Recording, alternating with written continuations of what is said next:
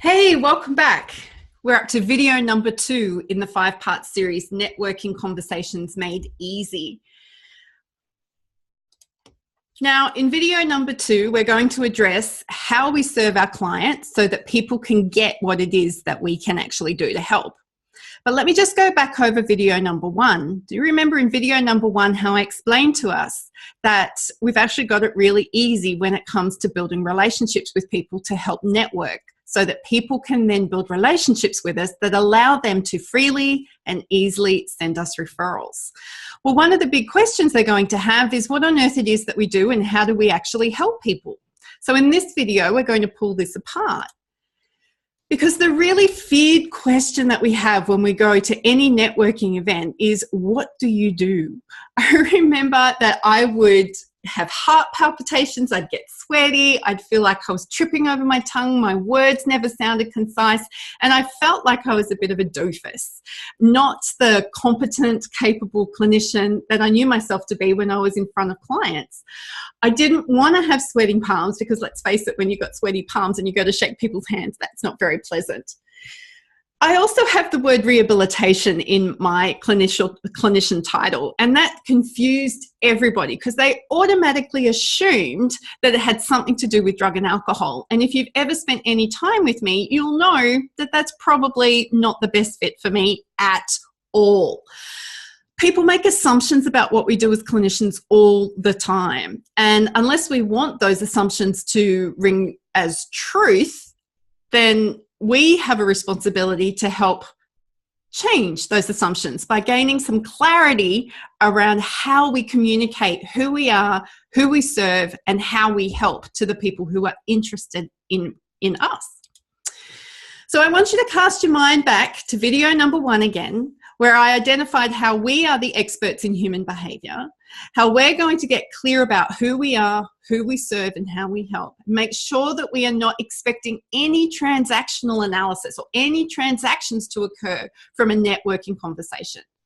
We want to make it easy for people to refer to us, and we're going to do that by building rapport with people. People need to hear our stories. Explaining our skill set to a non-clinician doesn't cut it. They have no clue. Please CBT my adjustment disorder so I can transform my life, said no one ever. Nobody ever asks that. Nobody ever comes to us asking for that unless it's a peer. And most of us are not marketing to our peers. Our stories help people make sense of what we do and how we can help. Now, please understand, do not freak out. I am not about to ask you to divulge personal and sensitive information. We all know that is bad and wrong, and we simply won't do it. But it's time already for you to take some action. I want you to think about what change you have empowered clients to make. And we want 3 examples. What I want you to think about is, how did you take your client from A to B? Think about it another way. When they came to you, they were really sad, and when they left, they were really awesome. Our stories are powerful. Our stories actually help us understand our worth. Do you really understand the value of what you bring to your clients? I want to explain to you a story about Colin. Colin is a conglomeration of a lot of different clients, but I'm going to tell you like it's a story about Colin. I met Colin when he had been living with obsessive compulsive disorder and a major anxiety disorder for 40 years.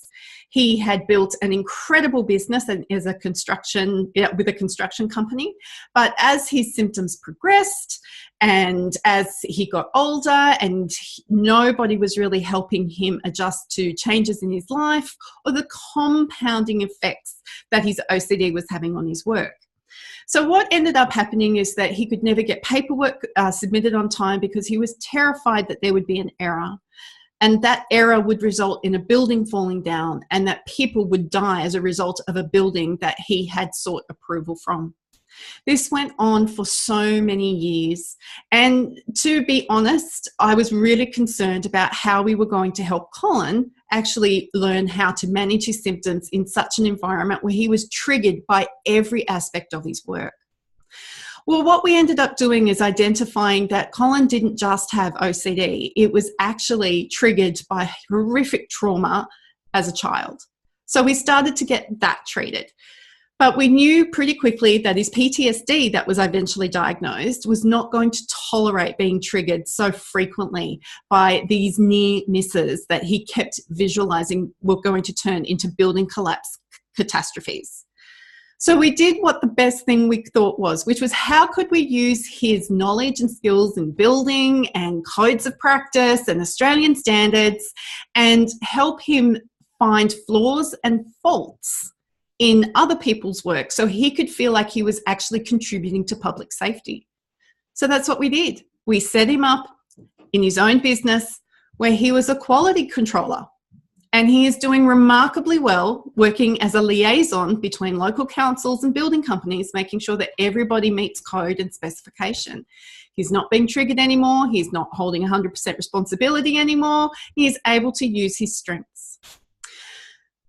Now, being able to help people understand the story of Colin helps me able to explain to people how I work. Look at that. We'll get rid of that. How I work with clients and the types of results I help clients achieve. Now, when I talk to people about the types of clients I work with and the clients I achieve, the results I achieve with clients, nobody ever asks me about fees. Similarly, nobody ever negotiates their fees with the psychiatrists. I just want you to think about that for a moment. I see so many clinicians, allied health professionals, therapists, quick to jump to sliding scales and fee negotiation. Once you really understand the worth that you bring, the value you bring to a client, you will settle very, very quickly this issue of what you should charge and whether or not fee negotiation is right for you.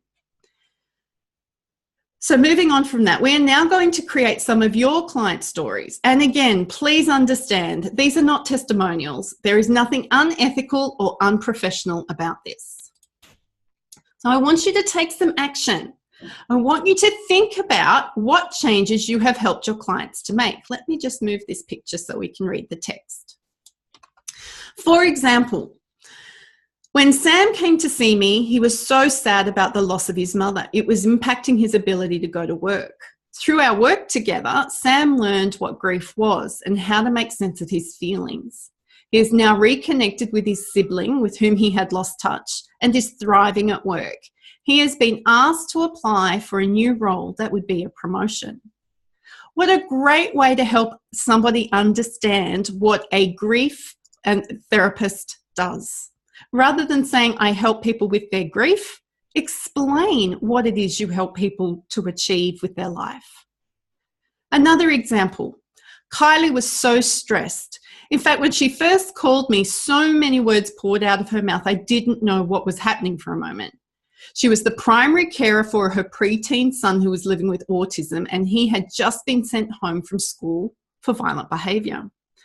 Through our work with Kylie and her son, he is settled at school with the right types of support, and Kylie now has access to respite once every 12 weeks, which she so desperately needed. So again, rather than saying I work with kids with autism or I work with families with an autistic child, explain how. Explain the types of pain that people are experiencing and how your solutions result in the change they're desiring. Again, the really simple way to do this is how you took from your client from A to B.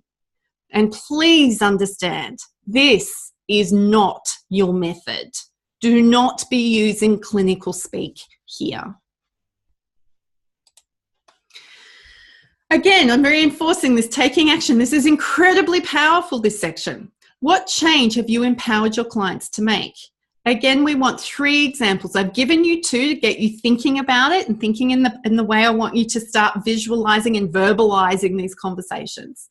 How did you take your client from A to B? When they came to you, they were sad or they were in pain or they were awful.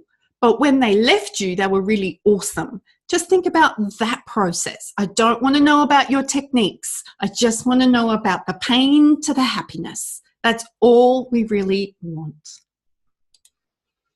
Now, I've been a bit tricky. I've got you thinking about your clients because we love to talk about our clients, and we all get a bit tripped up when we're asked to talk about ourselves. Now, I know this because I've been working with clinicians for a really long time. I've been supervising and managing clinicians for probably close to 17 years. So my plan was to help make this easy for you, this whole networking conversation process easy for you. But I want to do it by getting you to talk about things you love, where it feels effortless. And I'm pretty sure getting clinicians to talk about their clients and the successes that their clients have means that I've pretty much succeeded. So what have we covered so far? Well, in video number 1, I've shared with you how relationship marketing is every clinician's secret weapon. And in video number 2, we are learning how to share stories to help people get what it is that we do, moving away from clinician speak to helping people understand the results, the outcomes people can expect from working with us. So in video number 3, we're going to get really clear on explaining who we are and who we serve. You might have think that we've already started to do that in touching on how we help clients, and yes, that's true, but we're going to refine it even more so that it becomes clear, concise, and you have incredible confidence when you're expressing this. So this is the end of video number 2. I look forward to sharing with you in video number 3.